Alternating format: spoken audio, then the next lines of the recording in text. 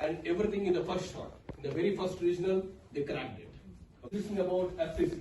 So as I was saying, it is basically to introduce the STEM to the middle schoolers. You take these concepts and you redesign them to do what you want them to do. These designs you see here, they might not fit your needs perfectly, and you would redesign them and add your own features to make them suit you best.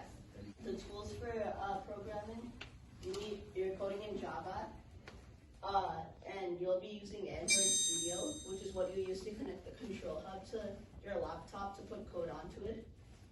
And then there's also this website called GitHub. You use it to put code on it for your team to easily access it and get code from it. Knowledge of robotics to solve real-world problems in our community.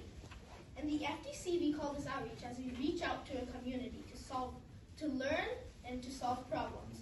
There are three main types of outreach, which are community outreach, STEM outreach, and educational outreach. Community outreach involves providing services to a group of people in our community. STEM outreach provides opportunities for students to learn from and interact with researchers about STEM.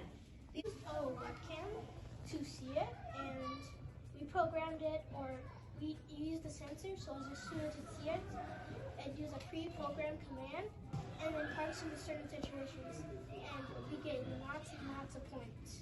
When I press something here, it relays that back to the driver hub, and then that goes to the control hub, and then that moves the motors that I programmed in here.